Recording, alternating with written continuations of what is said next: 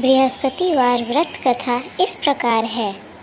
प्राचीन समय की बात है। भारत में एक राजा राज्य करता था। वह बड़ा प्रतापी तथा दानी था। वह नित्य प्रति मंदिर में भगवान दर्शन करने जाता था। वह ब्राह्मण और गुरु की सेवा किया करता था।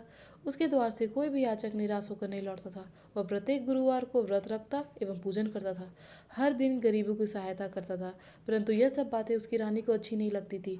वह न व्रत करती और न किसी को एक पैसा दान में देती थी। राजा से भी ऐसा करने को मना किया करती थी। एक समय की बात है कि राजा शिकार खेले वन को चले गए। घर पर रानी और दासी थी। उस समय गुरु बृहस्पति साधु का रूप धारण कर राजा के दरवाजे पर भिक्षा मांगने आए। साधु ने रानी से भिक्षा मांगी। हे साधु महाराज, मैं उस दान और पुण्य से तंग आ गई हूँ। उस कार्य के लिए तो मेरे पति देव ही बहुत है।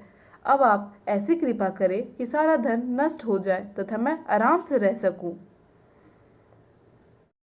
हे देवी, तुम बड़ी विचित्र हो। संतान और धन से कोई दुखी नहीं होता है, इसको सभी चाहते हैं। पापी भी पुत्र और धन की इच्छा करता है। अगर तुम्हारे पास धन अधिक है तो भूखे मनुष्यों को भोजन कराओ, प्यालो लगवाओ, ब्राह्मण को दान दो, धर्मशालाएं बनवाओ, कुआं, तालाब, बावड़ी, बाग, बगीचे आदि का निर्माण कराओ तथा निर्धन की कुंवारी कन्याओं का विवाह कराओ। साथ ही यज्ञ आदि करो। इस प्रकार के कर्मों से आपके कुल का और आपका नाम परलोक में सार्थक होगा एवं स्वर्ग की प्राप्ति होगी। परंतु रानी साधु की इन बातों से खुश नहीं हुई। उसने कहा, हे साधु महाराज, मुझे ऐसे धन की आवश्यकता नहीं जिसको मैं अन्य लोगों में दान दूं तथा जिसको रखने और संभालने में ही सारा समय नष्ट हो जाए।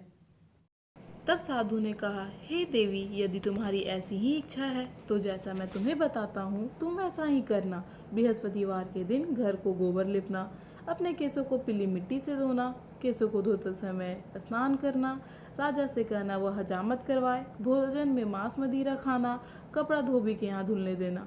इस प्रकार 7 बृहस्पतिवार करने से तुम्हारा धन नष्ट हो जाएगा। यह कहकर साधु महाराज रूपी बृहस्पति देव वहाँ से चले जाते हैं। और फिर रानी ने साधु के कहने के अनुसार 7 बृहस्पतिवार तक वैसा ही करने का विचार करती है। रानी के वैसा करने से सारा धन नष्ट हो गया। तब वह राजा रानी से कहने लगा कि हे रानी, तुम यहाँ पर रहो, मैं दूसरे देश को जाता हूँ, क्योंकि यहाँ पर मुझे सभी मनुष्य जानते हैं, इसलिए मैं यहाँ कोई कार्य नहीं कर सकता। मैं अब परदेश जा रहा हूँ, वहाँ कोई काम धंधा करूँगा, शायद हमारे भाग्य बदल जाए। ऐसा कहकर राजा परदेश चला गया। वह वहाँ जंगल से लकड़ी काट कर लाता और शहर में बेचता। इस तरह जीवन व्यतीत करने लगा।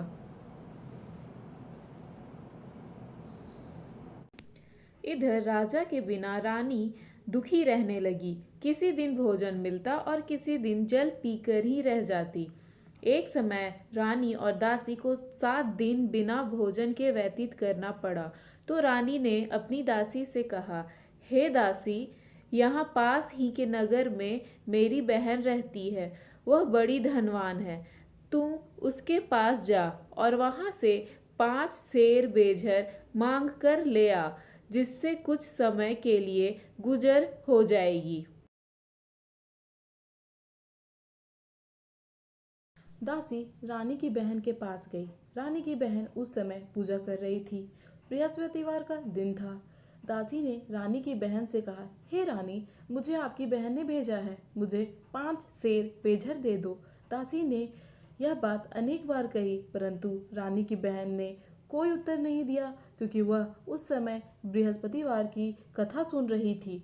जब दासी को रानी की बहन से कोई उत्तर नहीं मिला तो वह बहुत दुखी हुई। उसे क्रोध भी आया।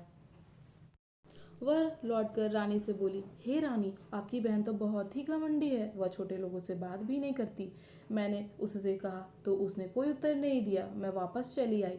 रानी बोली, हे दासी, इसमें उसका कोई दोष नहीं है। जब बुरे दिन आते हैं तब कोई सहारा नहीं देता। अच्छे बुरे का पता विपत्ति में ही लगता है। जो ईश्वर को इच्छा होगी वही होगा। यह सब हमारे भाग्य का दोष है। उधर रानी की बहन ने सोचा कि मेरी बहन की दासी आई थी, परंतु मैं उससे नहीं बोली, इससे वह बहुत दुखी हुई होगी। अतः कथा सुन और विष्णु भगवान का पूजन समाप्त कर वह अपनी बहन के घर आई और कहने लगी, हे बहन, मैं बृहस्पतिवार का व्रत कर रही थी, तुम्हारी दासी हमारे घर गई थी, परंतु जब तक कथा होती है तब तक हम लोग ना उठते हैं और ना बोलते हैं, इसलिए मैं नहीं बोली। कहो दासी क्यों गई थी? रानी बोली, बहन, हमारे घर अनाज नहीं था, वैसे तुमसे कोई बात छिपी नहीं है, इस कारण मैंने दासी को तुम्हारे पास 5 सेर बेजन लेने के लिए भेजा था। रानी की बहन बोली, बहन देखो, बृहस्पति भगवान सबकी मनोकामना पूर्ण करते हैं, देखो शायद तुम्हारे घर में अनाज रखा हो। यह सुनकर दासी घर के अंदर गई तो वहाँ उसे एक घड़ा बेजर का भरा मिला। उसे बड़ी हैरानी हुई क्योंकि उसने एक एक बर्तन देख लिया था। उसने बाहर आकर रानी को बताया। दासी अपनी रानी से कहने लगी, हे रानी देखो, वैसे हमको जब अन्न नहीं मिलता तो हम रोज ही व्रत करते हैं, अगर इनसे व्रत की विधि और कथा पूछ ली जाए तो उसे हम भी किया करेंगे। दासी के कहने पर रानी ने अपनी बहन से बृहस्पतिवार व्रत के बारे में पूछा। उसकी बहन ने बताया, हे रानी बहन, बृहस्पतिवार को सूर्योदय से पूर्व उठकर स्नान करके बृहस्पतिवार का व्रत करना चाहिए, लेकिन उस दिन सिर नहीं धोना चाहिए। बृहस्पतिवार के व्रत में चने की दाल और मुनक्का से विष्णु भगवान का केले के जड़ में पूजन करे तथा दीपक जलावे। उस दिन एक ही समय भोजन करे, भोजन पीले खाद्य पदार्थ का करे तथा कथा सुने। इस प्रकार करने से गुरु भगवान प्रसन्न होते हैं, अन्न पुत्र धन देते हैं, मनोकामना पूर्ण करते हैं। व्रत और पूजन की विधि बताकर रानी की बहन उस अपने घर से लौट गई।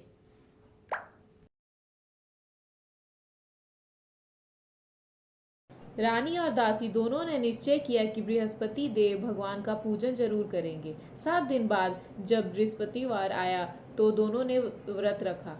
घुड़साल में जाकर चना और गुड़ बिन लाई तथा उसकी दाल से केले की जड़ तथा विष्णु भगवान का पूजन किया।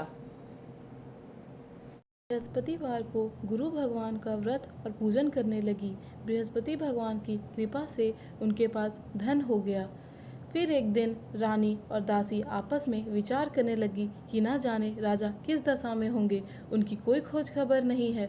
गुरु भगवान से उन्होंने प्रार्थना की। राजा प्रातःकाल उठकर जंगल से लकड़ियां काट कर लाने के लिए जंगल की ओर चल पड़ा। जंगल से गुजरते हुए वह सोचने लगा, रानी की गलती से उसे कितने दुख भोगने पड़े। राजपाट छोड़कर उसे जंगल में आकर रहना पड़ा। जंगल से लकड़ियां काटकर उन्हें बेचकर गुजारा करना पड़ा।